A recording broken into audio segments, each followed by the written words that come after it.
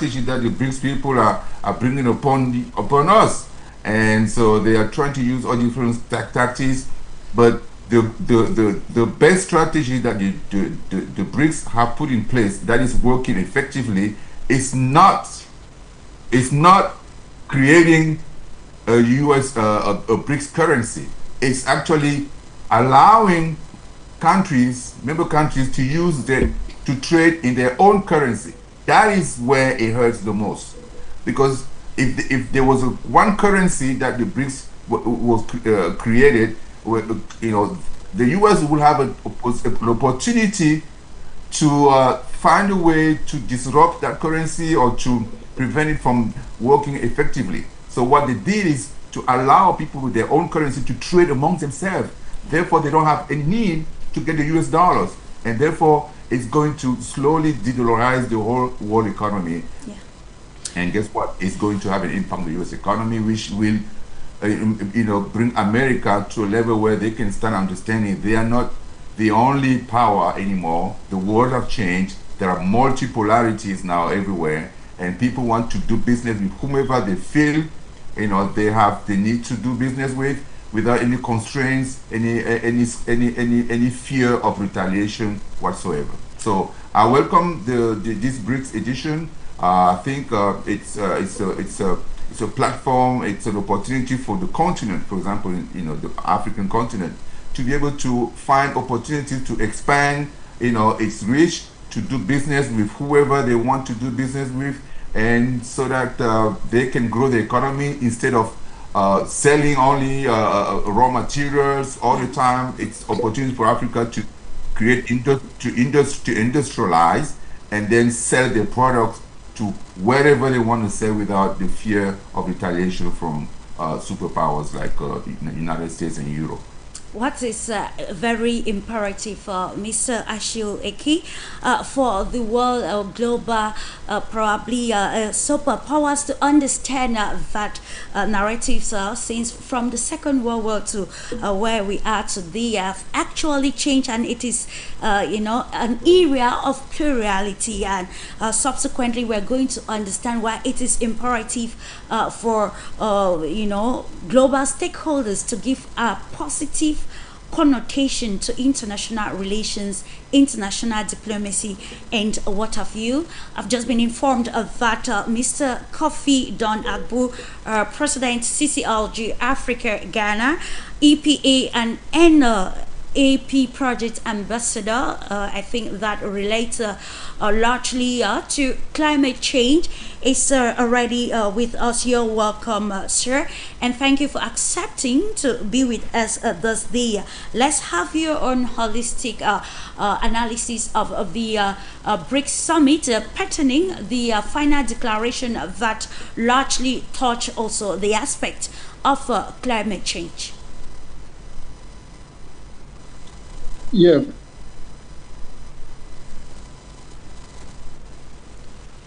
Hello, good. Ghana, good afternoon to our listeners and viewers, if you can hear me. And thank you so much for the opportunity given to me to be part of this whole discussions as far as BRICS and other bodies are concerned when it comes to a matter of international trade agreement and all other things that related to international diplomacy as well.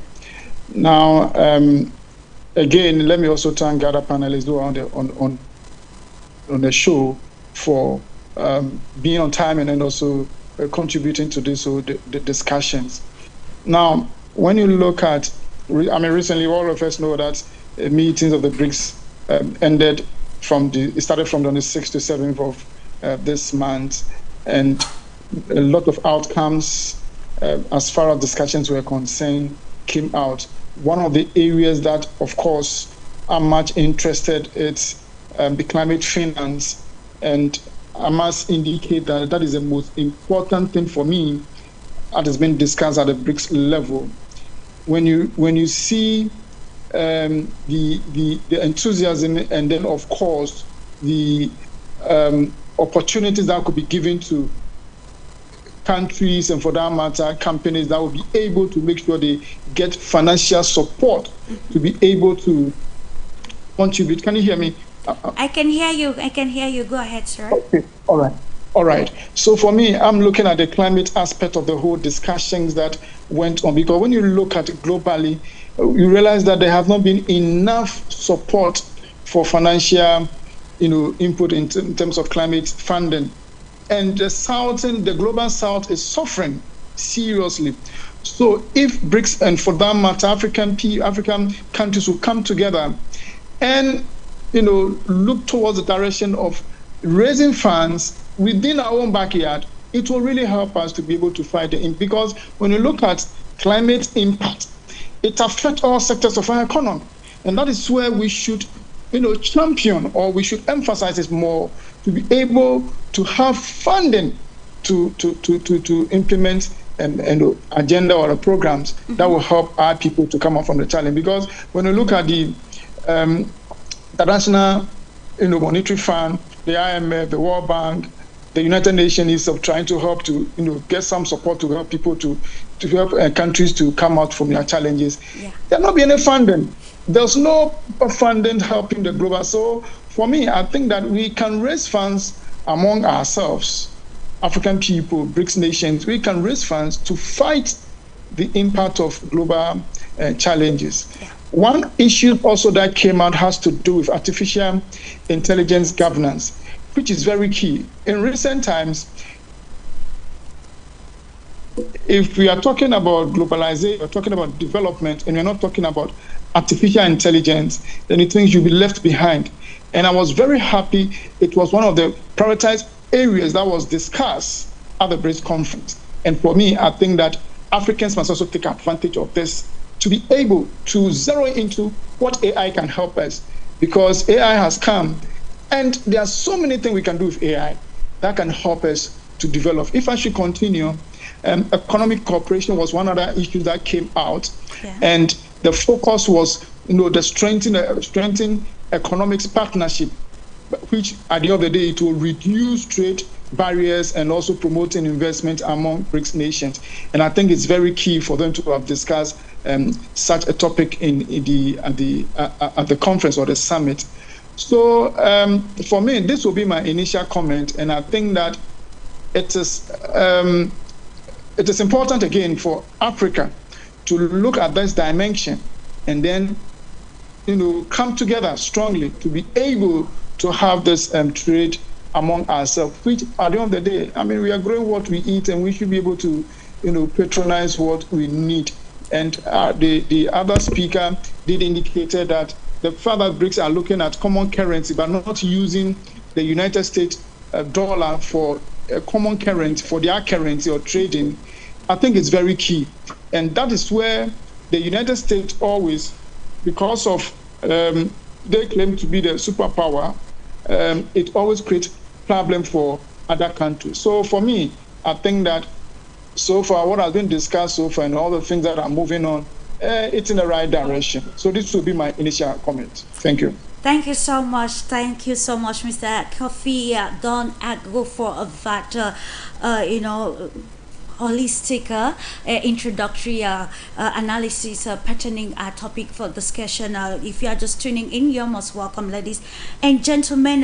While we leave the preliminary question, let's look at some of these specific questions pertaining especially the present stakes regarding the imposition of trade tariffs on BRICS countries by BRICS.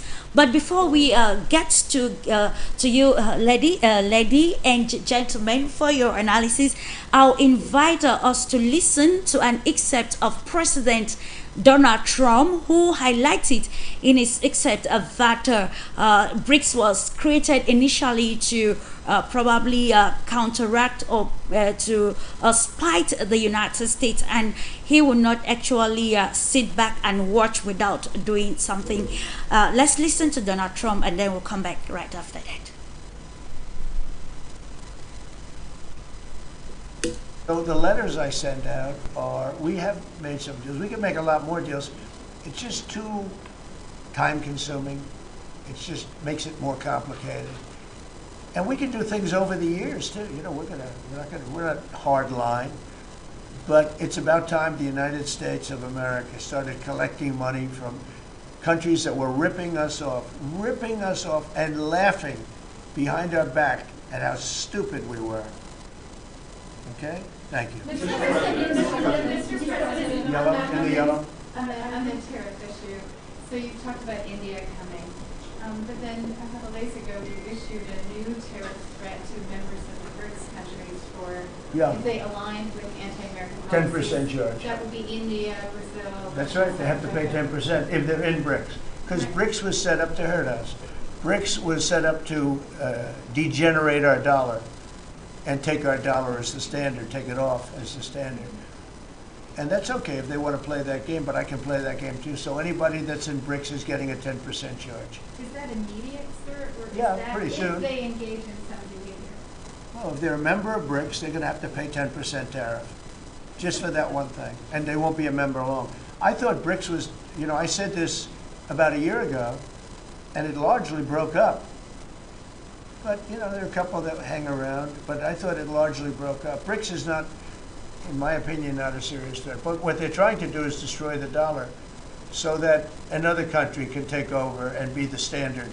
And we're not going to lose the standard at any time. If you have a smart president, you will never lose the standard. If you have a stupid president, like the last one, you would lose the standard. You wouldn't have the dollar as you. And if we lost the world standard dollar, that would be like losing a war, a major world war. We would not be the same country any longer. We're not going to let that happen. The dollar, you ever hear the expression, dollar is king? The dollar is king. We're going to keep it that way, okay? And I'm just saying, if people want to challenge it, they can, but they're going to have to pay a big price. And I don't think any of them are willing to pay that price. But more.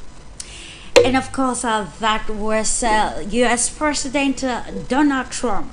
And now we come to ACHILLE. Let me start off with you, Mr. ACHILLE Eki.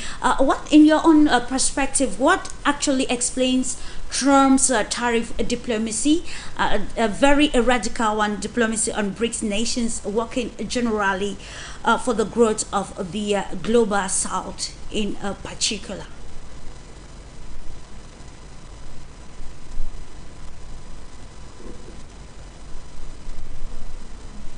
Please, your mic is muted, Mr. Eki. Please. Oh, so, yeah, thank you.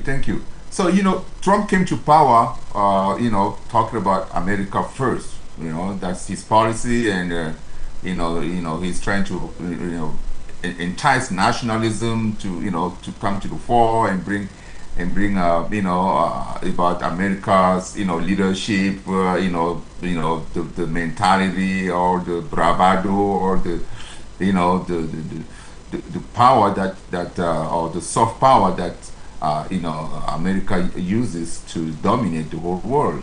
And so it's trying to use that to subjugate to subjugate the whole world. You know, even though we are trying to find solutions to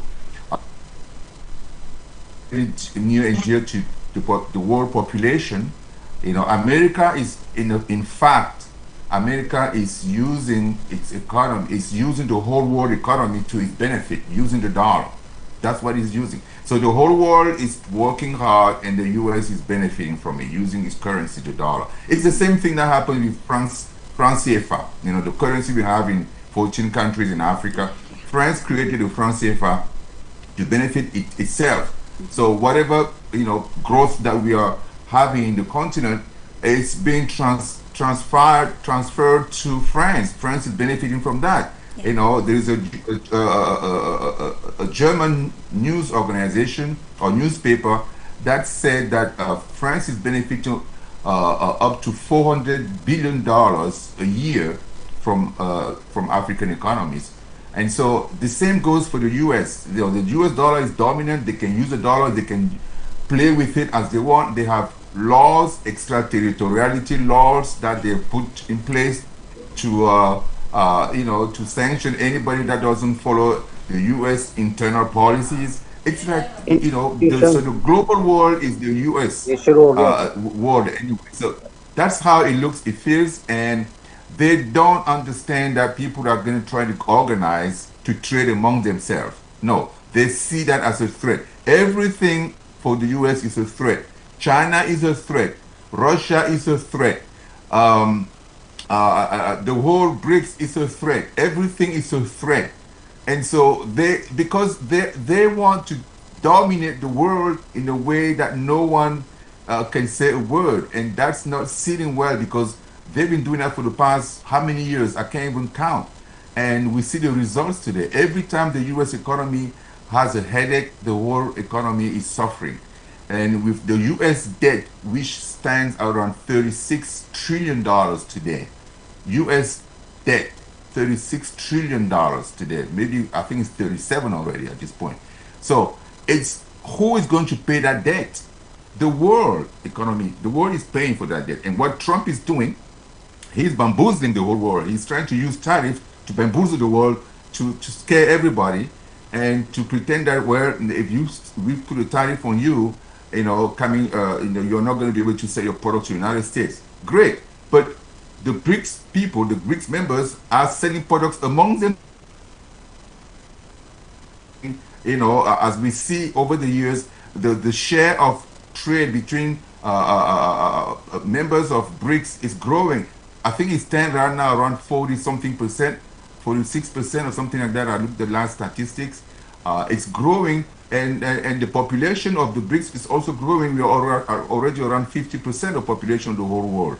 And so it's showing, BRICS is showing that, if it keeps going this way, it's going to, encompass the whole population of the whole world, except for the G7 members. And that is not going to sit well with all these people. But that's the way to go. If you have to counteract the power of dollar, for the next 10, 15, 20 years, that's the way to go. Because there's no other option, unless we have a war, World War III, which we can, which will allow the whole world to fight against the U.S. and destroy the U.S.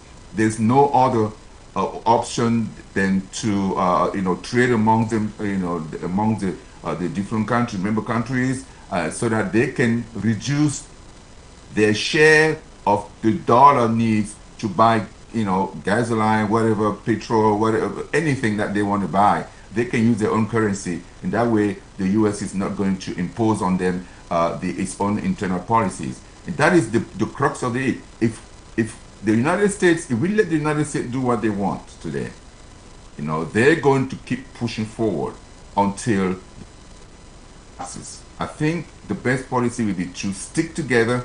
Even if they put a tariff for 1,000%, well, it's not just going to be one way. The U.S. is going to suffer too. Remember that. And then they're going to be quick at backing down. They tried that with China. They put the tariff at 145% with China. Guess what? They were the one running and begging China to talk, begging President Xi to call them. Oh, please call us. We need to talk to China. We need to talk to China. Guess what? The tariff went back down to about 30%. And that's what it is. So if they can play that game, right, but who is in the long run, who is going to lose? Because what happens is the whole world, the world South, they're going to learn to deal with those tariffs, and they're going to find ways to trade even more among themselves, and which is the whole world. That is really the whole world economy. They're going to learn to trade among themselves in a way that allows every country to benefit from being a BRICS member. And that is what the whole world is saying. And that's why we have so many countries that are trying to join the BRICS, because they see the opportunity to free themselves from the dictate, from the domination of the G7 as a whole. And Africa is one of the continents in the world that needs BRICS more than any other continent, because it allows African countries that are very vulnerable to join other strong BRICS countries and be part of the decision process of freeing themselves from the domination of the United States. So BRICS is an opportunity for Africa to be able to free itself and expand the opportunities they may have to sell their finished product. Remember, the Western countries, they don't want Africa to develop, to industrialize, because that's going to be a disadvantage to them. They want Africa to stay a continent where they produce raw products, and then they are the one producing the final product, the finished product, and selling them to Africa so they can buy and then sustain the economies. But that's not what Africa is looking forward to now. We are looking forward to be part of the global world, to be effective in the global economy, to industrialize. I see so many different countries in Africa now trying to put together power plants, power plants that will allow them to have enough electricity, enough energy to be able to put together strong industries that will allow them to be able to produce goods, finished goods, and then be able to trade effectively in the whole world. So I'm not sure you are listening to me. Saiki, thank you so much for that. And in the same perspective, let's go to, I think PURNIMA Anand just joined us, who is president of Brics International Forum. She's joining us from India this day. Hello to you, dear PURNIMA. Welcome to the program. And we're welcoming you with this question because our main topic is asking the question if Brics can actually ignite global reforms.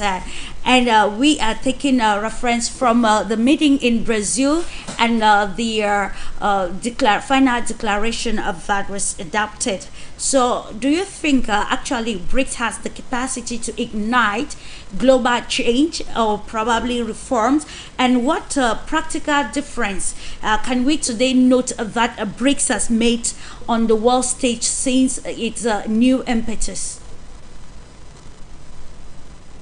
Good evening. First of all, I am sorry for my delay due to heavy rains in Delhi. I am very happy to come on your channel. And today we know that Brics Summit is just completed in Brazil, and we saw that many declarations came. The classes I am working on Brics since 2008. When this declaration happened first time in Ekaterinburg, we are observing Brics from that time. And now after 17 years, where we reached, this is very important, that now what is the position of Brics nations, they can ignite new reforms or not. This is really very good topic after 17th Brics Summit. As I know that during last 17 years, Brics passed through many routes and many nations joined it, and we faced many new situations during last 10 years. First of all, we faced COVID, and after COVID, we faced many wars, and after that, artificial intelligence and digital cyber crimes and terrorism is increasing. These three things change the world, and previous traditional systems of global economy and global politics changing. That's why America and European countries having problem. Nowadays, it is important that all countries need their economic development, their own rights, they need respect. That's why Brics is upcoming, and Brics is becoming magnet among Eastern world and Southern global countries. And during Brics countries summits, we observe that many nations are feeling their situation more better than United Nations Security Council and United Nations bodies. Because Brics basic agenda is to give equal right to all nations. This is the basic thing why all nations are attracting towards Brics. And Brics countries are having same problems, poverty, education, health system, and economic development. So they are in same boat. They all want to come together and to address the same agendas. This is the main attraction in Brics. We are not saying that Brics is stretching the world. Our issue is that we are associating, we are uniting for our common goals. And our common goals are to address our problems, which are not the problem of Europe and America. They are at different level because after Second World War, they were doing their development and they were using our resources, our intelligence, our scientific resources for their development. Now BRICS nations and Africa, Asia, CIS countries knows that how they can do their own development, how they can become self-sufficient. And United Nations declared few years ago Sustainable Development Goals. Absolutely. And this program was sent to all nations. And every country is thinking about it, that how they can develop their own sustainable development goals. Indeed. Because everybody's goals are different. Developed nations have they need different requirements, and poor countries have different requirements. So here we need balance. And BRICS agenda and BRICS countries can make this balance. So this is the main agenda of the BRICS summit, that how we all together can develop and how we can help each other. This is the turbulence time of wars, and this is the main issues that terrorism and environment, climate change problems are impacting on every nation. So this is the basic issue, that why BRICS become magnet for all countries. And I can say that BRICS can ignite, and BRICS is a group of nations. Like after Second World War, what is the meaning of Europe? Europe is a group of nations, and they decided long back that they will work together for defense, common economy, common trade. So they develop very fast. Similarly, BRICS nations trying to come together to solve their common issues together. Absolutely. With their resources, with their limits. So I don't think that BRICS is stretching to world order, but BRICS is a multipolar world, and BRICS is giving equal right to all nations, and BRICS can ignite the new reforms in turbulence time. And I hope this wars will be settled down, and BRICS countries will work with Europe, with other countries, and BRICS is having common agenda that all nations are equal and all are having equal rights to grow together. Absolutely. So this is my observation. Indeed, thank you so much for that, dear Purnima. It's about having equal rights to grow together, and like you've said, the United Nations spelled out the Sustainable Development Goals. But then for countries or nations around the global world to be able to benefit for that, there is need to contextualize or to internalize some of these policies and see how practical they are towards ensuring indeed sustainability in politics, economy, financial, particularly economic progress of nations.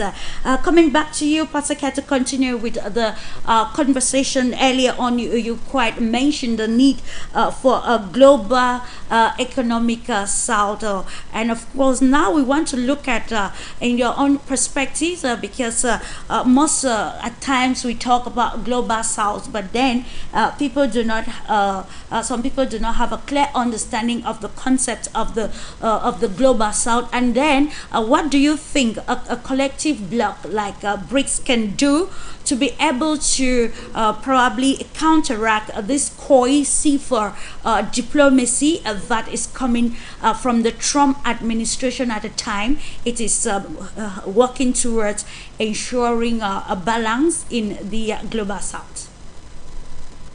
Thank you, Clarice. So the global south basically is countries that have been regarded as the developing world, and those who are in the process of starting their development. So specifically, you look at countries that are in Africa, that is the global south, parts of Asia that form the global south, part of let me think, South America, that forms the global south. So primarily those are countries that are regarded as countries that have been underdeveloped, or they did not form part of the global west during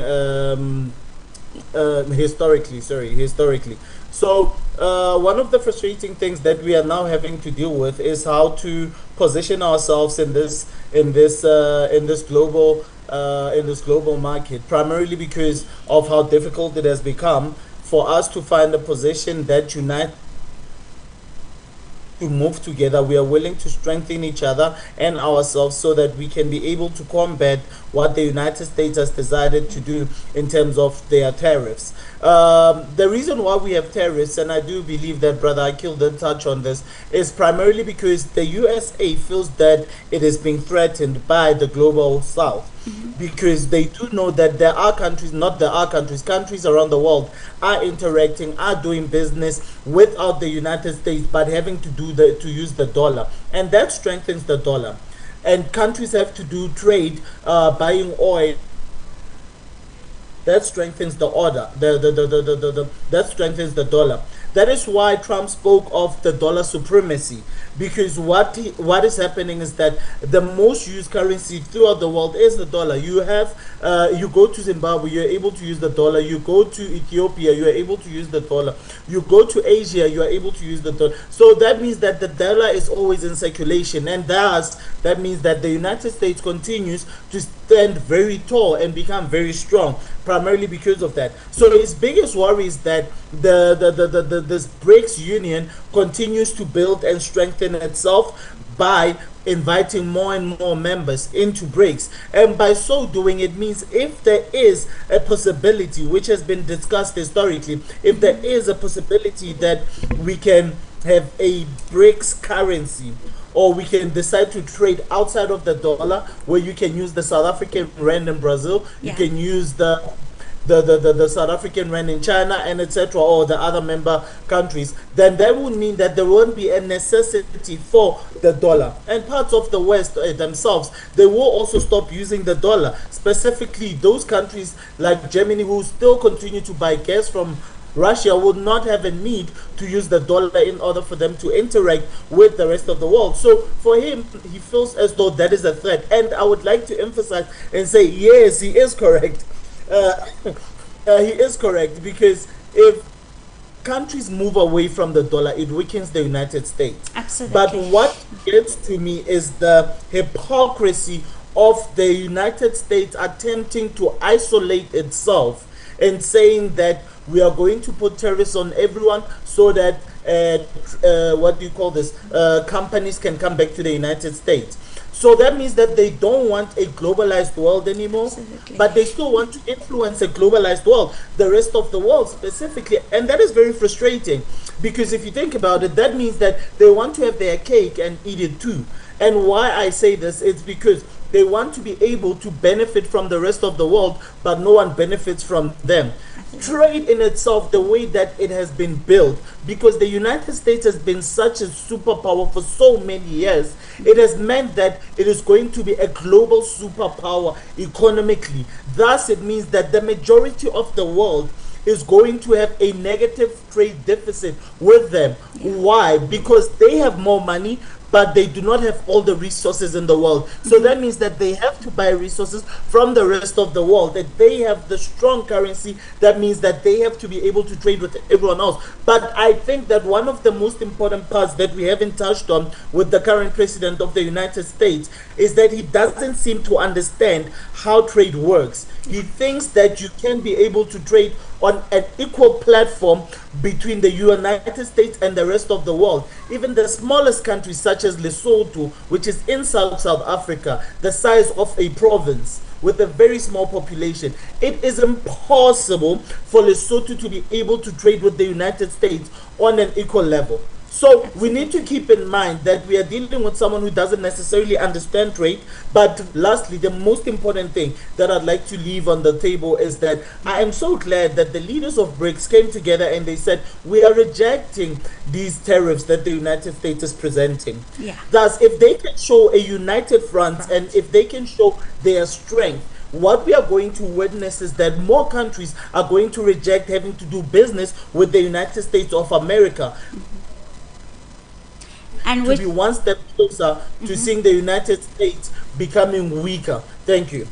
Thank you for that, PASEKA, and in the same light, we continue to look at how the BRICS can tactically, strategically, and diplomatically navigate these threats from the Trump administration in his agenda of making America great again by adopting a very cohesive diplomacy with you, Mr. Kofi Don.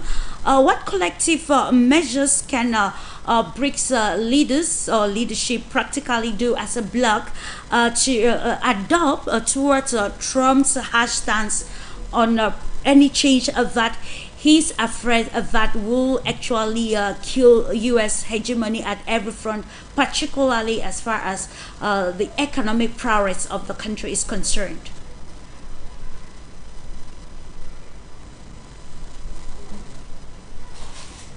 Mr. Kofi. Hello? Yes. Can you hear me? Sure, I can hear you now. Okay. There's a little scratch now. If you can give me back to the question. We're asking at some of the collective measures that the BRICS bloc can use to actually, counteract the cohesive threats coming from the U.S. in his policy of making America great again. What stance can they tactically, strategically, and diplomatically use to probably counteract this very cohesive stance on Trump that he says he's actually working to ensure that the dollar maintains its position? Yeah, thank you so much. I think that in my introductory remarks, I did mention of BRICS coming together to make sure that they are able to have mobilized funding for especially maybe climate projects or climate agenda. But going beyond that, I think that unity and coordination is very key in this discussion. Until the BRICS nations are able to become united well and coordinate activities among themselves, that'll be more effective when we're able to do that. Apart from that, there should be an institutional strengthening. We should institute the institutions that we have. We should strengthen them and make sure that they are able to work effectively. When institutions are strong enough, it brings development, and members of the BRICS must make sure that institutions are strengthened. And when they are strengthened, it means that you're able to have your development. And then also, there should be a global engagement. The BRICS nation must have global engagement with stakeholders to make sure they promote reforms and cooperation among themselves, which is very key, because if you do not have global engagement, you may not know what is happening in other places. So there's a need for them to have that global conversation, and that will really help the BRICS nation. Apart from that, advocating for reforms, as I've mentioned, is very key to make sure that the IMF and the World Bank, they may have some representation in some of the positions that being held. Because if you look at the global south, most of the time the representation for the global south is not well felt within the world global conversation. So it's very important. And then I think someone mentioned of the having one currency, which is very key as well, and abandoning the so-called the powerful currency that the United States dollar, to make sure that within the blocks, they have common currency. And these are some of the things that I think that when they're able to do, that will help them to come out strongly. Thank you.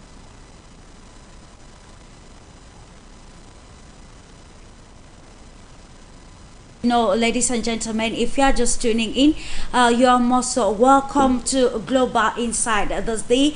And a discursive knowledge sharing program that seeks to discuss the problems of the world and see how there can be a common ground that will be favorable for international relations and actually globalization, but actually now the tumultuous state of the world that has been characterized by wars at every level, political, economic wars, and even ideological wars, have put the world in a very hard rock. And this program seeks to analyze how these international bodies, multilateral institutions, and especially the United Nations Security Council can be abreast with the new dynamics or changes which have occurred so far in the global world, and see how new policies can be put in place to ensure that these international relations and globalization benefit the global world. And let's come back to you, Purnima Anand. I think what Mr. KOFI highlighted will take me to the question which I'm directing to you about the institutionalization of the Brics bloc. How do you think what do you think are some of these policies that the bloc can now implement now that there is a new impetus in the bloc pertaining all the challenges which you cited in your first primary discourse, and to note that you resigned from the World Bank to actually pursue Brics agenda, which according to you was a more people-oriented agenda. So what can you say pertaining this the institutionalization of the Brics bloc towards the realities of present times?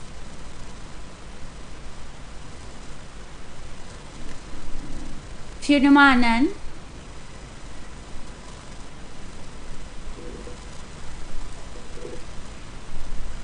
Dear Purnima, please can you hear me? Hello. Yes. So this segment is very important in our today's discussion. Because earlier, before Brics development in 2009, international bodies like World Bank, IMF, United Nations, and many security agencies and NATO was working and leading the whole world. And it was bipolar sometime, or sometime it was multipolar. But point is that international institutions control the whole world. Now, if Brics is rising and Brics wants to ignite the world, or Brics wants to give reforms to current world order, so we need our international institutions. And it was very important agenda in all Brics summit. And you know that Brics New Development Bank is developed. And Brics New Development Bank is working in Shanghai, in China. And they are doing equal participation of all Brics nations plus Brics plus nations, those who become new members like Indonesia and other countries. UAE is also trying for the membership. So it is a very strong segment that we are having one international institution which is equivalent to World Bank, because it's strength World Bank, and they are having CRG funds also, which can save the World Brics Bank if any currency problem will develop. That CRG fund can save the contingency funds, it is called, can save the Brics Bank. Though World Bank is not having such funds. So World Bank is depend on the GDP of all countries, and on that GDP percentage World Banks make their strategies and World Bank runs. But Brics Bank is having their own funds and CRG funds. So this is one very important and strong initiative from the Brics group. And secondly, Brics is needed more international institutions like new democratic values, international observers, plus financial, like we are having different currencies, and we need to create Brics currency, digital alliances, trade, new trade routes, through ports. We need new ports. So these all institutional requirements are existing, and some countries are taking initiative, like Dubai is developing Dubai port. Yeah. And recently Dubai port head was in Brazil, and he offered that if you will support Dubai port, he can change all global south trade routes to Europe. Between Europe and global south, they can play very important role. And if you will see the geographically, it is very important. And Abrazia is also upcoming to make the port. So this new ports will change the future trade and future economy. So we are having bank, we are having new ports, and we are trying to develop new energy circuit. Energy, Africa need energy, Asia need energy. So energy is the first important resource we all need. Now so many solar and wind energy solutions are coming, but Russia is very good in oil and gas. And Russia is moving towards African countries, strengthening Africa, because United Nations also understanding that Africa is slipping from their hands. That's why this year United Nations Security Council give them temporary membership. Though Africa reserve and need permanent membership and veto power, but they give just entry in the United Nations system. But we can say this is also ignite of Brics, because they understand if we will not give them space, all will go to the Brics side. So this is of Brics group. So energy sector, and first of all, very important thing is terrorism, because terrorism is raising every day, and this need to be controlled. And nowadays cyber security is also one of the very important issue. So all Brics countries need to develop their security council.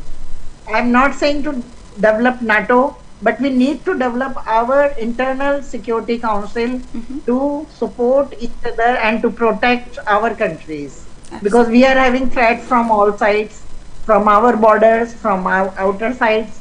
So we need to develop such institutions, many new institutions. And first of all, very important thing is that all international certifications comes from America or Britain. If you want to do something in electricity, if you want to do something in scientific collaboration, suppose you created any medical equipment. So if you want to market it in the world, you need international certificate which you can take from WHO. So we need new certification committees, and this is not only one sector. We need certification like chartered accountant companies, aviation companies, and trade companies. If you need ISO certificates, you need all certificates from America, which is highly paid. This is also a problem that our countries, poor countries, are not able to become the member of that certification committees. So these all things need to be addressed, and we need to develop our international institutions in all sectors. Then we can develop fast and we can support each other. So this is my observation and my thought point, that Brics countries and global south, nowadays it is very important agenda, and ISCO conference is also happening, G20 is also happening. And if we observe last for 5 years G20 summits, we can see that all G20 summits are happening in Brics countries. Absolutely. So, and Davos is not happening. Davos is closed. But St. Petersburg Economic Forum and other international forum in Brics countries are happening. China economic forums are very big, very informative.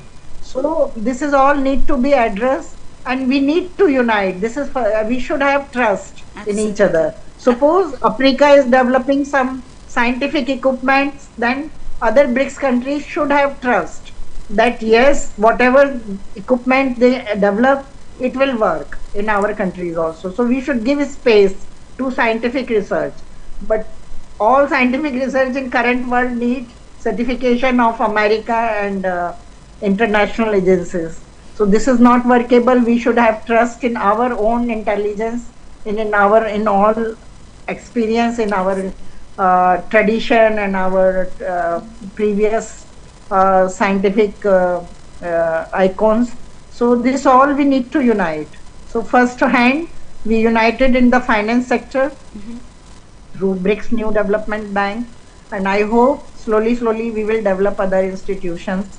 Brics is towards development.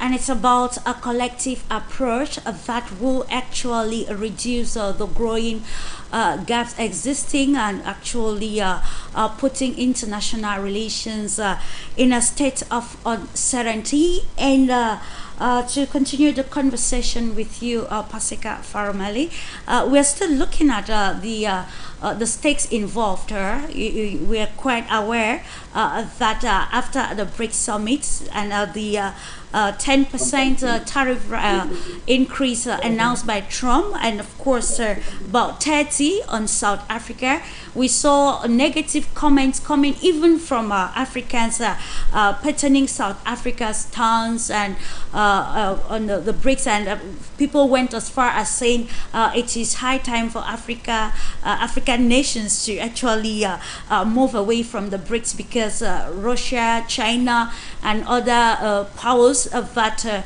actually do hold the highest authority, or in terms of political economic progress of the bloc, even left wanting, given U.S. dynamics or diplomacy patterning, tariffs and everything. So what do you think can be the position of Africans? How can they actually navigate this very tumultuous moment of international diplomacy, especially countries that are still party to the AGOR? Clarice, one of the most frustrating things when you hear Africans saying this is that they believe that the status quo is correct. The position that Africa finds itself in is correct. But that is very problematic, because we do know that our interactions and relationships with the rest of the West over time have not been healthy ones. That is why we find the continent of Africa in the position that it currently finds itself in. That is why we have leaders in the Sahel like Traore who say, but this cannot continue as it was, because at the end of the day, this does not benefit us.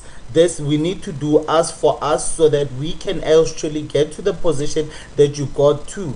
One of the key things that we need to do is to make sure that we strengthen our relationship with BRICS, not cancel what we already have established, because once we are able to move away from these powers that have neglected us but have taken advantage of us at the same time, once we are able to move away, then and only then do I believe that Africa stands a chance to see itself in a better position. Brother Kofi has been emphasizing something, that for you to be able to strengthen a place and a space, specifically Africa, you need to have funding that comes in. Yeah. I do not believe that the United States and the rest of the world have done enough to fund this continent for us to be able to develop a lot of the parts of the continent. And I'm not saying that we are coming out with a begging bowl. We are not asking for donations, but I am saying that to have a fair rapport, then there should be fair trade between us and the rest of the world. Sure. Currently, the way France specifically has been benefiting from the rest of the continent until today is absurd, because it does not make sense how a continent as small as France can have so much wealth that has been extracted specifically in the continent of Africa from the francophone countries. So we need to question those relationships, and that is why I say that it becomes absolutely absurd when we say that we can now not move away from our relationship with the West. If the West wants to have a relationship with us, if Donald Trump specifically wants to establish and maintain a relationship with the continent, then it should be on a fair level. We cannot continue to have a relationship that takes advantage of the continent, a relationship that is unfair. I'll show you a case in point which I find very frustrating.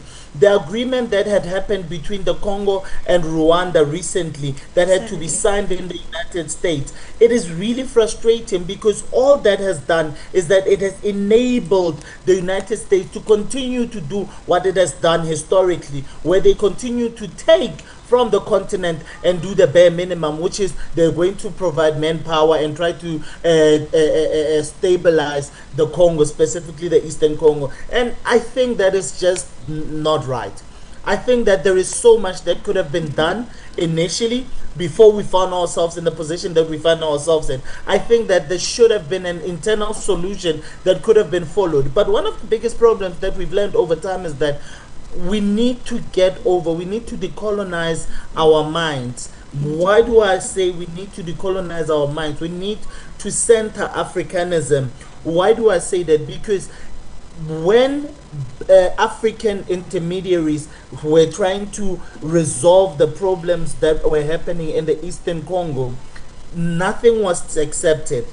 The United States have offered the same solution, which is actually less of a better solution than what was offered, and somehow that was accepted. It is as though the value of what the United States says is more important than what we say. So for us to be able to strengthen ourselves, we need to start where? By taking ourselves serious and being able to resolve our own problems without having to go running to Donald Trump. That is why he feels that he is still as powerful as he used to be. Thank you, Clarice. And of course, there is need, like you said, to change the mind. And I think Rwandan President Paul Kagame has always reiterated the need for Africa to change the mind. And of course, the change will transcend to every level: political, economic, social, cultural, and you can name the rest. Now, let's look at what is happening with you, Mr. ACHILLE Eki. Let's try to understand some sort of, shifting or maybe a balance of power, particularly at the economic levels. The stance taken by the United States of America towards the expansion of Brics. And we also know, we heard in the preamble about a report that said that the Brics today is talking about some sort of 40% of the world's GDP. Now let's look at how the changing narratives in terms of geopolitical shifts in power dynamics is actually at the center of this confrontation between the traditional West and the emerging powers in the global stage. Right. This is a very important question. I mean, a question earlier to PASEKA about some of the African people who are negative about, who are advocating for Africa to leave Brics. Yeah. And this is appalling, because let's look at the impact of Brics right now in the world economy. Okay, the expanded Brics bloc now represents nearly half of the population of the world and accounts for about 40 to 46% of GDP. When we measure it through purchasing power parity, right? Sure. And we look at the GDP growth for Brics. Now what we talked about 40 to 46% of GDP, of Brics today, compared to the G7, which is about 28% right now, 28 to 30%. Yeah. Whereas in terms of growth, the Brics growth is projected to be around 3.4% in 2025, compared to the world average, which is about 2.8%. Yeah. And we have leading contributors in the world economy today, like India, that's contributing about 6.2%, Ethiopia 6.6%, Indonesia, that's been accepted as a member of Brics, that's contributing 4.7%, and China at around 4%. So when we look at that and we compare Brics against G7 in terms of economy, we see that the share of world GDP for BRICS is 40 to 46% compared to 28 to 30% to G7. The population of BRICS accounts for 48 to 55% of the world population. The share of global trade now stands at 24%, and the growth rate of GDP, in terms of GDP, for BRICS stand at 3.4% compared to the 2.8% for the G7. Yeah. So we see that there is a lot of traction, in BRICS. And when I look at this, I'm like, why is somebody saying that we need to leave BRICS when we have all the possibilities to expand our economy, when BRICS is growing, when the projected growth GDP for BRICS is at 3.4%, which is very high, looking at what's happening in the economy today. And so in terms of resources, let's look at in terms of resource control. In terms of oil production, BRICS account for 43% of global oil production.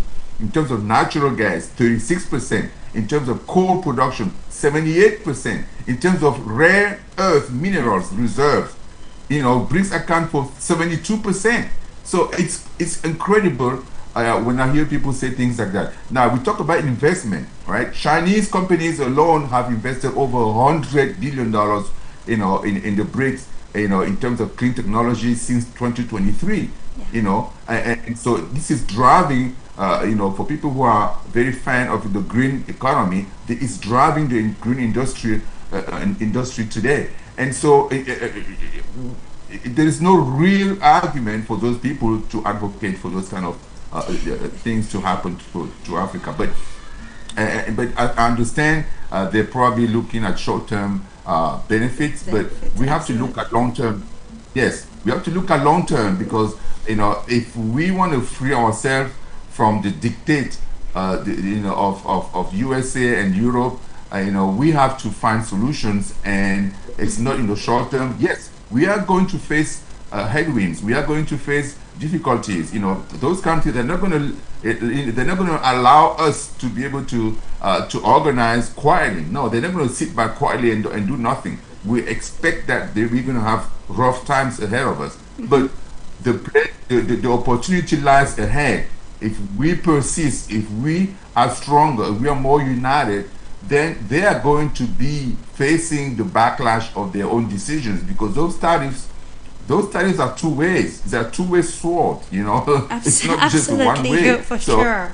Exactly. So exactly. So if you impose tariff on us, we can do the same to you as well, right? So the US imposed 10% or 25% or whatever, 145% like they did to China. Well, it hit the US, because at some point, when they impose 145% tariff on China, guess what?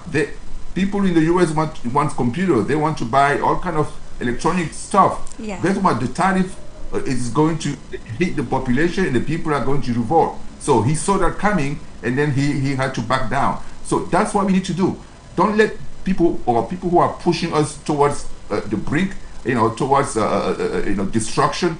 Don't let them do that. No, we have to push back. We have to use the same measure. Sometimes we have to use reciprocity, in terms of this, so that they can feel the same pain that we're feeling. We are already suffering anyway. But the thing is, the Western countries, they don't understand suffering. They don't understand that it's not part of their nature. We live in difficult countries, poor countries. We deal with suffering every day, so we are almost immune. It's like natural for us.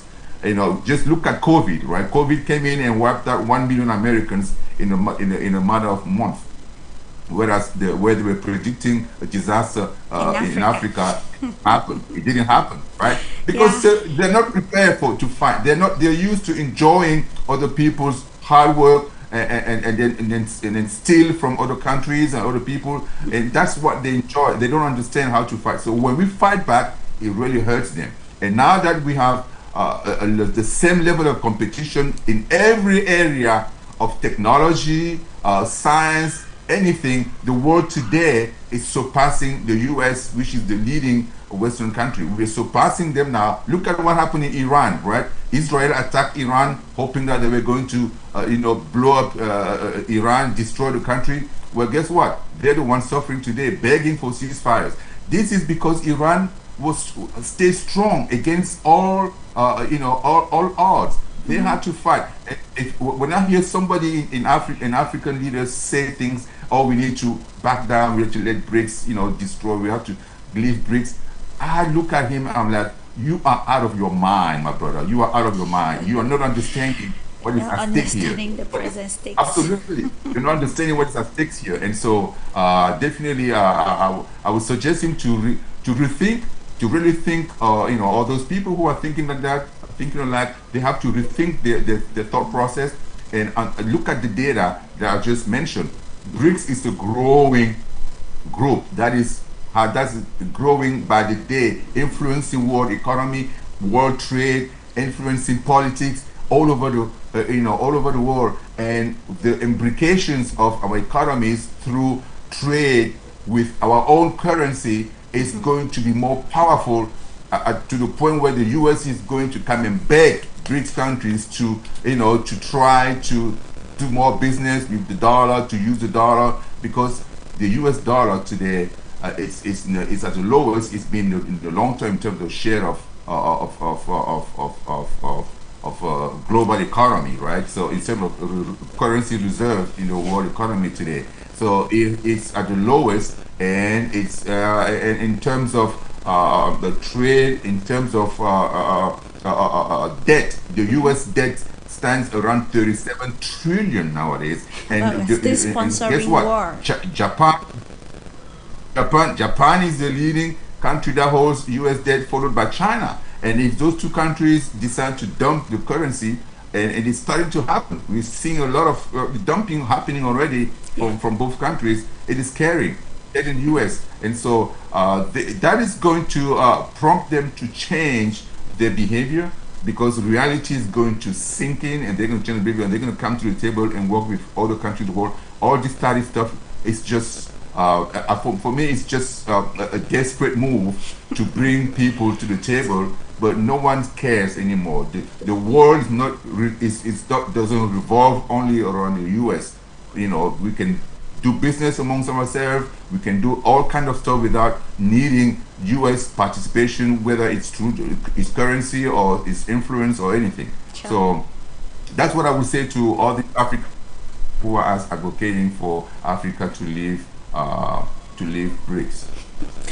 And I think it is a time that powers should accept the changes, and of course I think there is need to revisit the preamble of or the dictates of international relations to ensure that it becomes some sort of a mutual display that actually brings into consideration the present realities of society. And I think just time for us to remind our viewers that Global Insight was put in place to ensure that we promote constructive discourse or dialogue that will help to bridge the existing gap which is not favoring international relations. And I thank you, of course, ladies and gentlemen, for trusting the process. And while we are looking at the dynamics of the present war, and of course largely the geopolitical contestation between the traditional Western powers and the emerging economies or blocks or institutions, and which Brics is on the table today, we want to understand how countries, especially that feel entrapped in all of this geopolitical competition, can navigate it and also have a larger scope to redefine their foreign policy and actually have a say in the international arena. And this question is coming to you, Mr. KOFI. We know when John Dramani Mahama, beg your pardon, came back to power, there were debates if he will move towards the Brics, and we know how Ghana has been a beneficiary of loans from the International Monetary Fund.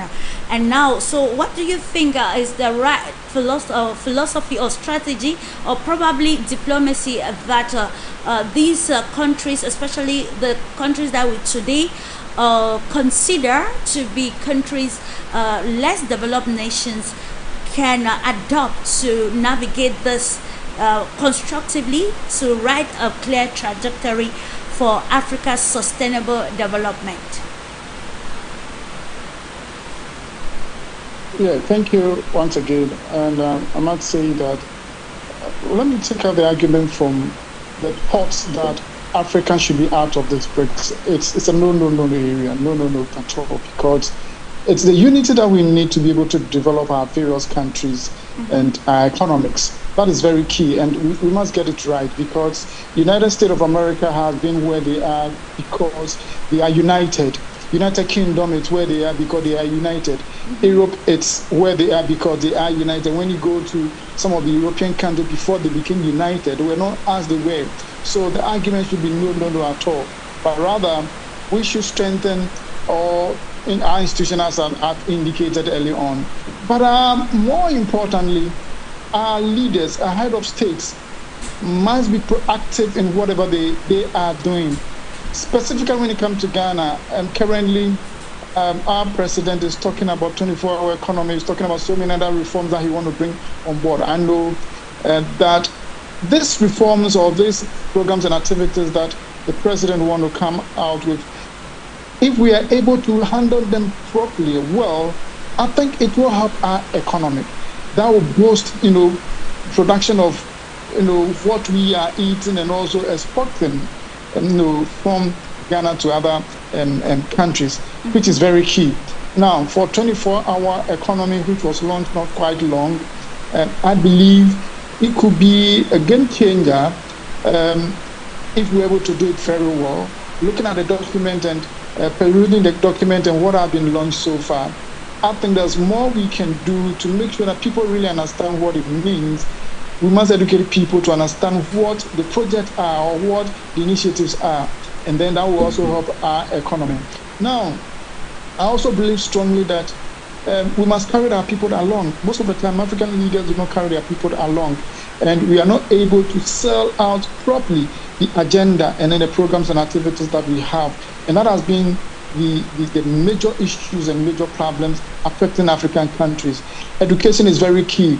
We must make sure that our people are well educated to understand the issues, so that when we are conversing with them, we'll be able to make sure that they come up with the discussions, they also follow the discussions, we are not left behind, we carry them along. And when we're able to do that, that will also help us to really...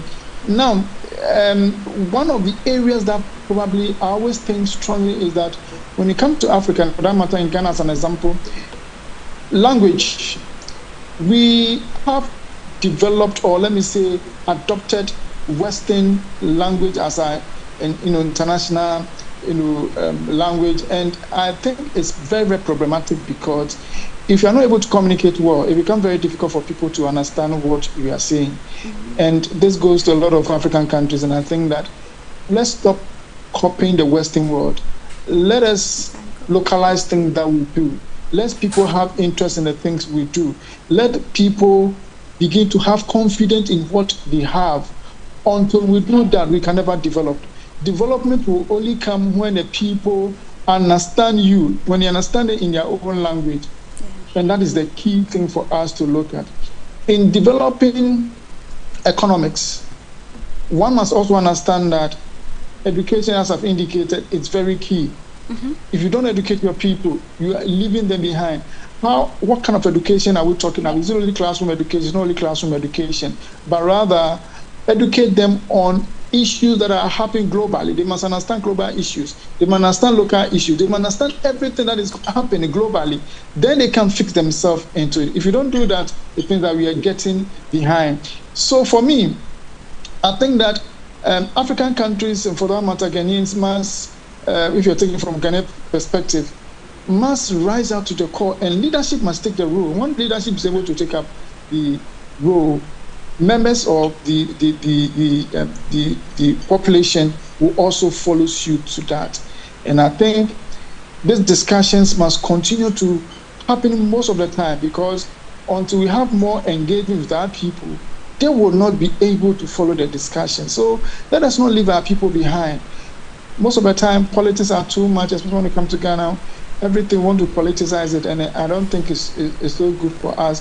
For instance, when it comes to Ghana, the National Planning Commission, so to speak, may have their agenda or something that we need to focus on, as every government that comes must run the activities.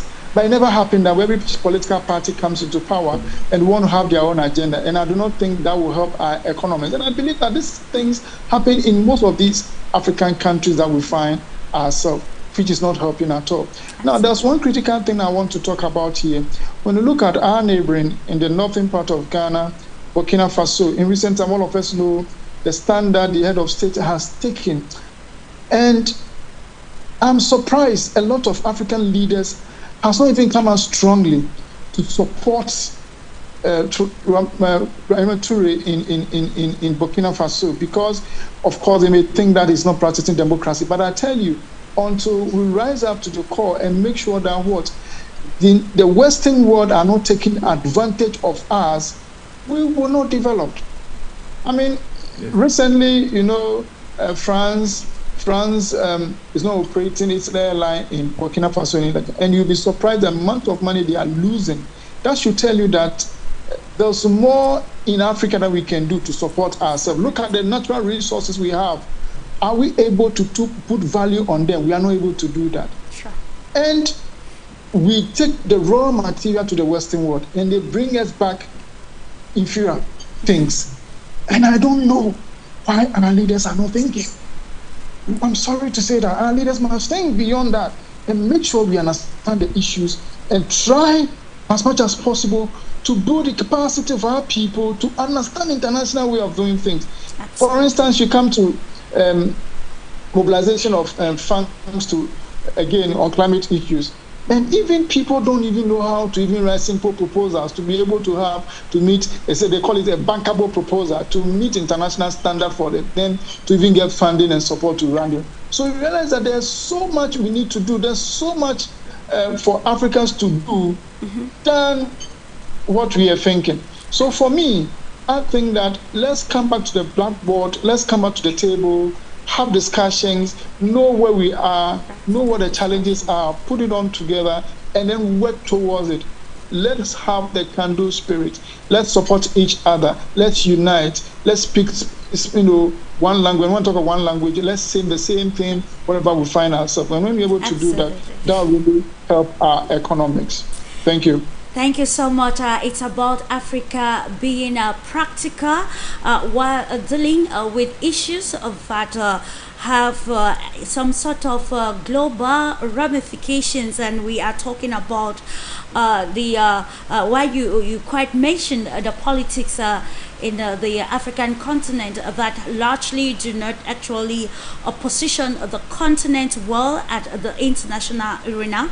There is need, of course, to ensure that the political dynamics across Africa do change, like what we're seeing in the Sahel states. There was the need to have practical sovereignty, and that is why we see the wind of change blowing across the region.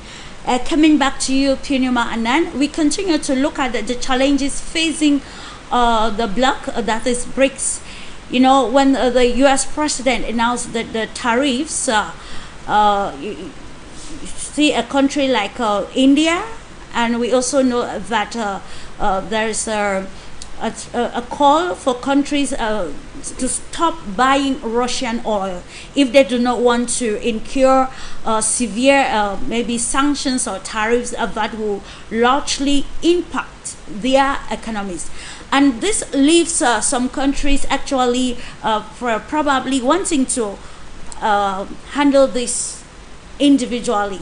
So what are those strategies that the bloc can actually adopt to be able to navigate these challenging moments coming particularly from this geopolitical confrontation between the West and the East? in line with the economic dynamics as well? This is really very interesting and important question. During last 5 years, we observed that Western world act differently, and need of the global South and Brics countries and Eastern world is different. Yeah. So these differences are creating controversies and many wars starting during these 5 years. We observed that Russia-Ukraine crisis, and now Iran and Israel crisis, before that Yemen, Syria, Lebanon, so many crises were there. Now latest is India-Pakistan. Okay, so these crises, why it is happening, what is the difference, and why we are going for the war. And if we are doing war, simply, if I remember my old days, I understand if war is happening, one country want to invade another country. This is the meaning of war. But now we are looking that 3 years or 2 years or 1 year war is going on. Little Hamas is very small. Nobody is able to control. We are not saying that Israel is won or Iran is won. No victory there. So I feel this is not a war. It is a show of weapon industry. And they are using our borders. They are using our weapons. They are criticizing the country issues, okay, at international border, and sometimes they balance this side, sometimes they balance that side. Okay, but countries are coming under controversies. They start fighting, and someone give weapon to one country, another company give weapon to another country. So ultimately, one country is giving weapon to both sides. So this is like we are in the cage, and we don't have any option for our sovereignty, our freedom, our development.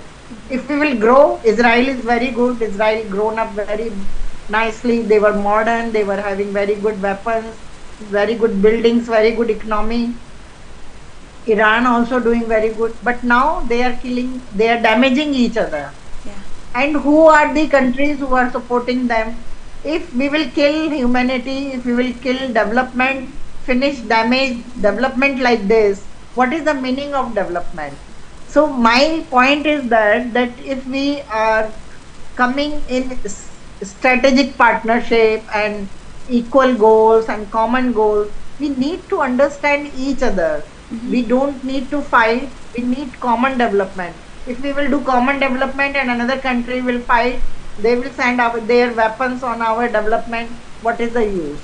We are killing our young army people in our borders. Russia lost 5 million young army people. Ukraine lost 15 million people. Iran and Israel losing so many young people. Why? What is the use if we are educated, scientific resources we have, geographical good locations we have sea, we have rivers, sky, air, but why we are fighting? So these wars are not the solution. We need to understand our challenges and we need to resolve them by dialogue.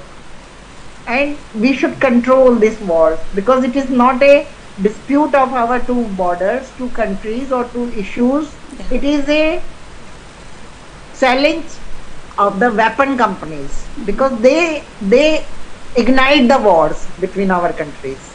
Okay, so we need to understand their motive and we need to understand our need. We are poor countries, we are developing countries, our sustainable goals are different. We need education, we need health instruments, we need scientific development, we need good roads, infrastructure, but weapon industry, they have all these things. Their mind setup is just to make the stock of dollars, stock of gold mines. And our needs are different, so we need to make our resources together, our development together, and our trust and unity. This is the most important in that will current benefit. world order. Indeed, and that will benefit all mankind, particularly those at the lower level. Some pundits will always, like you have said, PURNIMA, that when they sponsor war, the goal is to kill the population and keep the land.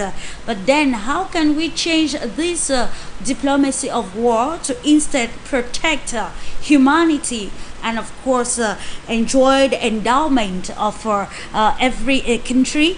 And we are drawing closer to the end of the program, but we continue to look at the way forward.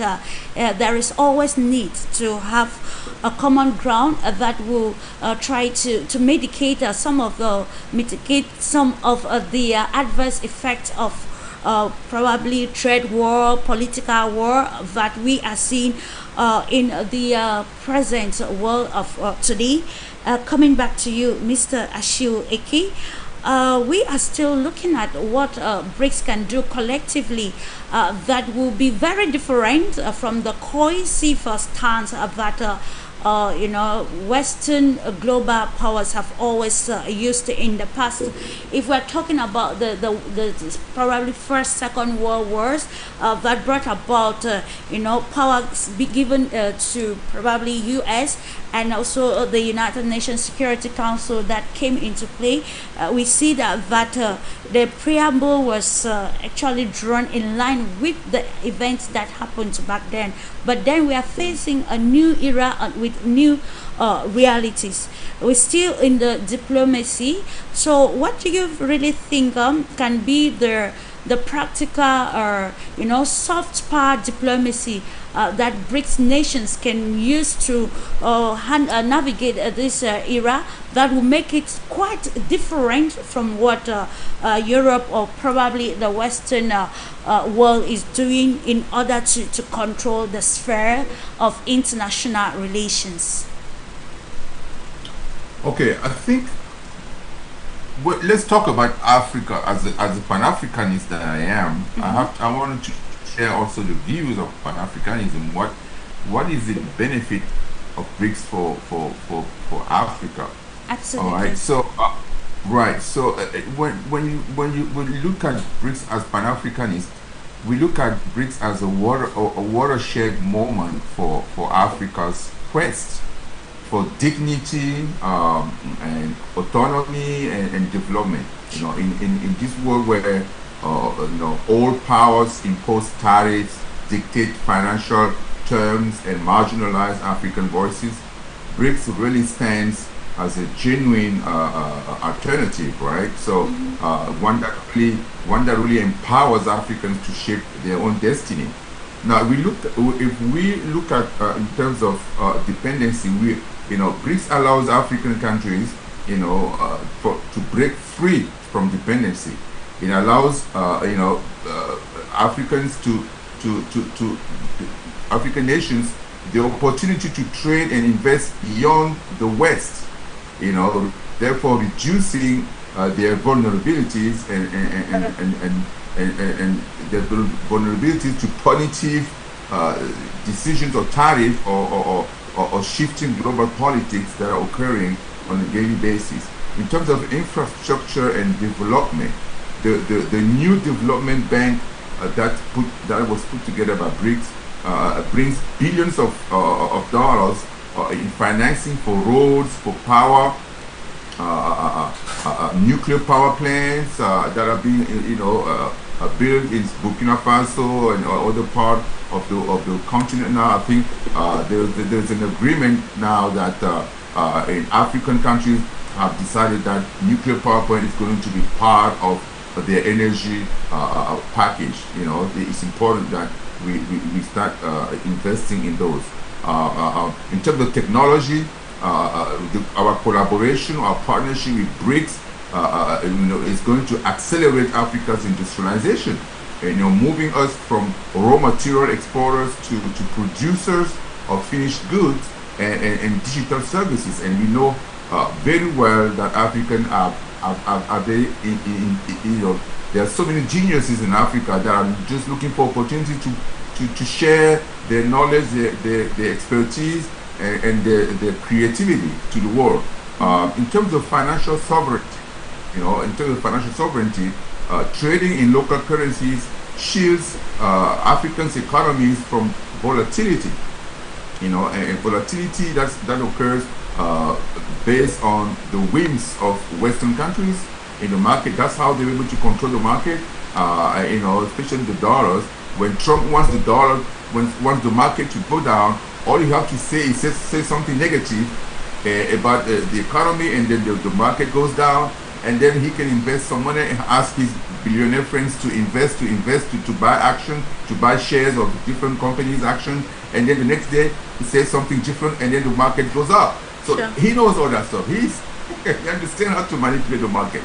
So we have to stray away from those manipulations that affects our countries.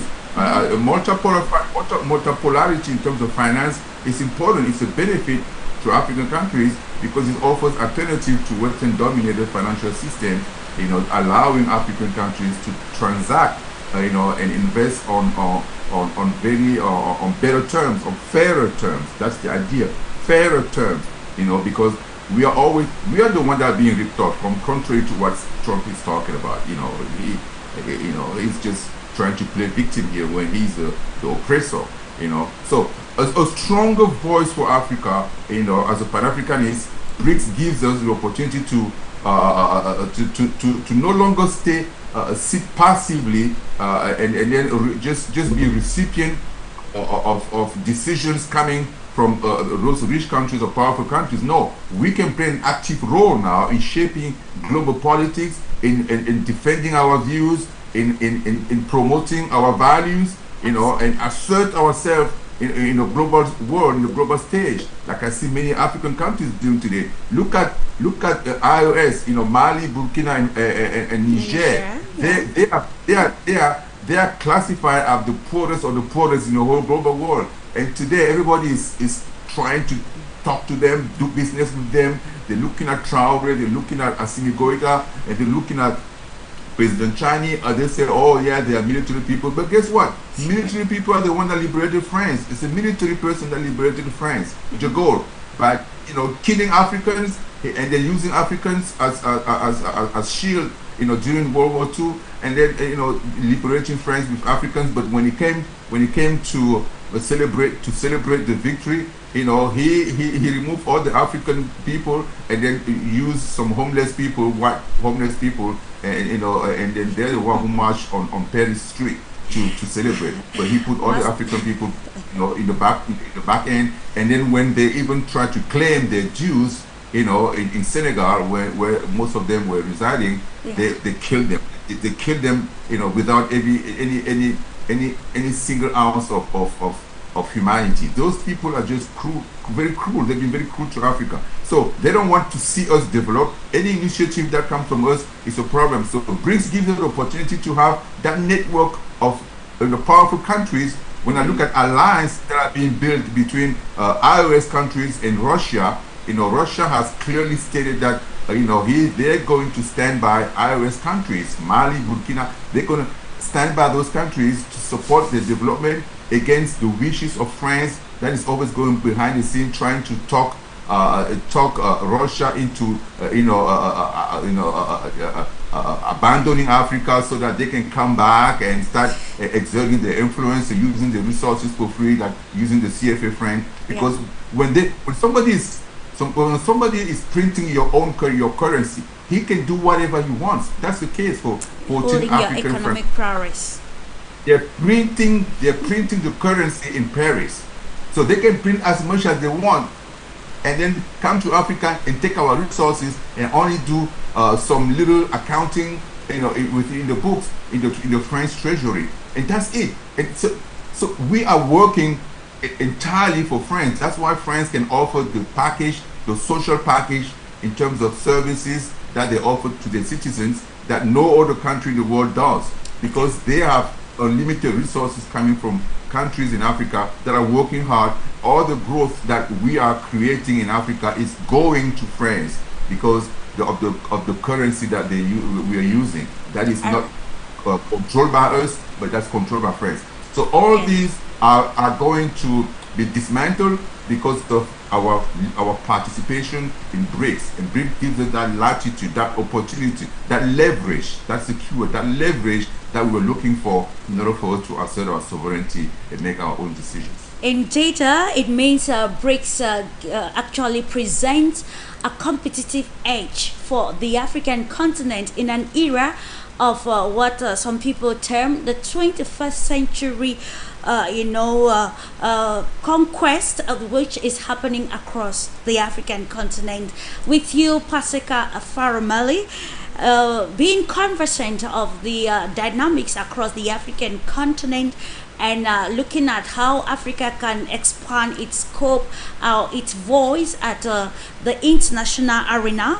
So how can, in your own perspective, how can Africa leverage its unique position within BRICS then to elevate its role in global governance, diplomacy, politics, and what have you? Thank you, Clarice. One of the things that I've been preaching for a lot of time now, for several years, is that Africa needs to position itself in a strong place before it can negotiate with the rest of the world. And the reason that I'm saying this is because every time when there has been discourse, I remember when the Ukraine-Russia war started, it was though the rest of the world wanted Africa to follow the West. The West was saying, but why would you go with Russia? Why would you do this? Well, because they do not see us as adults. They negotiate with us as if we are children who need to be guided on how to think independently. And it is really frustrating. So for us to be taken serious by the rest of the world, we will need to take ourselves serious first. The continent needs to find itself in a position where it strengthens its socio-economic relationships within itself. And then only then, once you are able to go from a point of strength, then you can negotiate with the rest of the world. A very important point that I think it was Brother KOFI who made about we have all the natural resources in the world that are very needed the world over. I think about the cobalt in the Congo. We have all those minerals and those resources that we do not manufacture ourselves. Those resources, they are taken, exported, they are assembled, and then they are sold back to us at high prices. And the prices that we would have sold are at the most minimum. We barely sell at this point. We give them away so that they could be sold back to us. And that is very problematic. That means that you are the children that people assume that you are. The rest of the world assumes that you are. If we can start by finding leadership that understands the value of the continent, that centers the people of this continent, only then will we be able to negotiate with the rest of the world from a position of strength. Realistically, to conclude, one of the most important things that will need to happen is that if we can strengthen ourselves, if we can find alternative relationships with specifically countries that are forming BRICS, then only then would we be able to strengthen ourselves. And it's not an easy task to do, because we struggle from a continent that has a lot of nationalistic leaders who want to center their countries and thus be easily corruptible by the rest of the West. Because of that, it will be very difficult, but we will need a strengthened AU. We will need strengthened independent independent lobbying groups that portray the continent in a strong light. Then only then will we be able to strengthen ourselves socio-economically. Thank you, Clarice. PHARUMELE, and coming to you, dear PURNIMA, for last question before we go. We're looking at BRICS and global governance. We have highlighted the fact that BRICS wants actually to bring about practical reforms that will bring some sort of a balance in the world, especially along economic lines. So let's look at this question, how the BRICS can probably reshape existing global governance system and also ensure that the bloc has a voice, or maybe their voice probably resonates in a forum or international forums that are organized under the auspices of the United Nations or probably the World Trade Organization. Thank you, Clarice. In the end, its answer is very big, but I'm trying to give you in short. Currently, the trade and finance and all institutions are changing. This is not only the reason that BRICS is growing. Reason is artificial intelligence and digitalization, and digitalization of the finance, digitalization of the trade routes. So these things are changing the world overall, and these digitalization changing the mindset of the strategy planners and governments also. So this change of the digital age will change the world in multipolar format, or global south or Europe or Asian. Many groups and blocks are working and new alliances are developing. Coming to your question, that we need sustainable development goal. We need equal development. And how we will do? With technology, with trust, and with common agendas. So new strategy planners in the world and new governance system need to understand their neighbors. If we will develop something in India, and if we will sell it to the Siberian region of Russia, and if logistic cost is very high, we cannot do that trade. I should search, if I am developing something in my country, I should search neighbor country to trade. So there we can get more equal chances to grow in trade. Similarly, in education, many students and many young generation like to go America only, and they invest crores and millions of rupees and their currencies. But what is the outcome? When they come back to their country, they don't have infrastructure, they don't have resources to do that kind of educational work practice which they learn in America. So if they are not having in Africa road to reach to the problematic people, what is the use of that education? What is the use of that investment? So my answer is that we should do global to local trainings, but global understandings and global equations are changing. That's why we should search local practices, traditional practices, and traditional development is more sustainable and more economic for our countries, for poor countries, BRICS countries, global south countries, because we are in developing stage and we need more infrastructure, more resources. That is our need. So only by uniting our resources and our strategies we can develop. So answer is that we should unite first, and we should unite our resources. We should make new strategies according to digital age, because we can get more knowledge, more information from digital world and in digital age. And today we succeed because due to digitalization we all are connected, and we are discussing very important issue of BRICS today, which is important in whole world, and BRICS become magnet for whole world. And I hope BRICS will really ignite the world and make new reforms for sustainable development goals. Thank you. Absolutely, new reforms for sustainable development goal. We end the conversation with you, Mr. KOFI, from the African perspective. Of course, it is true that the leaders have been calling for a collective stance towards actually solving the major challenges facing the BRICS bloc.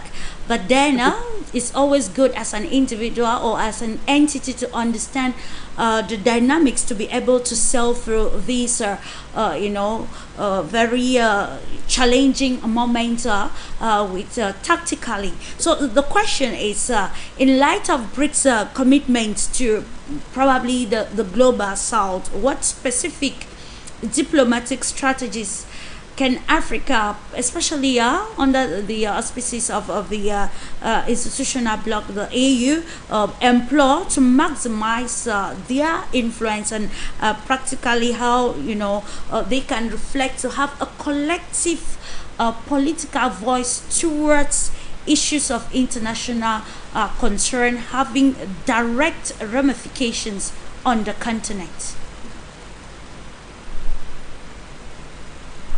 All right, thank you so much. I'm not going to talk plenty on this, your question. Yeah. But I just want to say that, first and foremost, let us strengthen our regional integration by enhancing our economic and political cooperation through organizations like the African Union. It is very, very key. It's very important for us to look at that from that end. And then also building capacity and investing in human capital, infrastructure, and institutions to enhance African global competitiveness, which is very key. And also promoting African representation, advocating for increased representation in international institutions like the Brics and others. And then leveraging on the Brics Africa cooperation by engaging with the Brics nations on maybe areas like infrastructure development, agriculture, climate change, industrialization, and all those things. And when we're able to do that, I think from African point of view, it will really help us, because the only key word is unity and a particular purpose, common purpose. And that is what is going to change the whole narrative. Thank you so much. Thank you so much, KOFI, for your insight, ladies and gentlemen. I would love to thank you, because we have come to the end of today's edition of your knowledge sharing and discursive program Global Insider.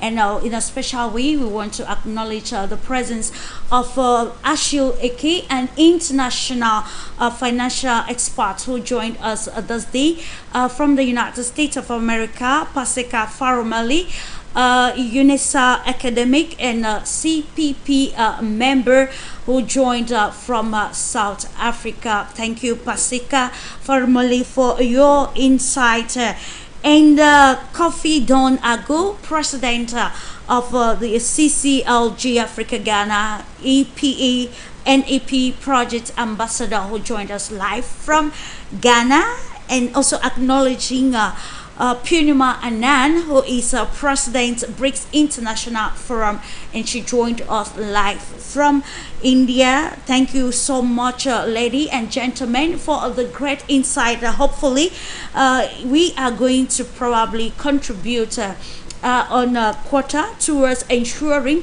that the narratives of international relations do change for the betterment of all the nations, particularly nations of the global south.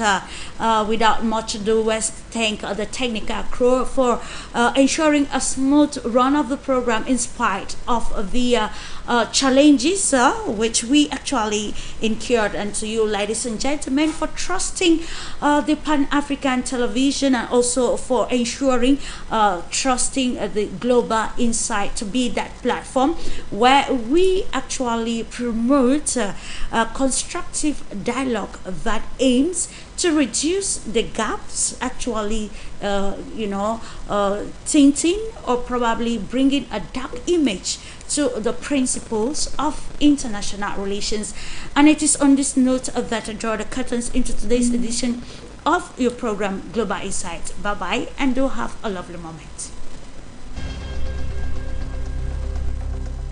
Thank you, folks. Thank you very much. Thank you. Bye.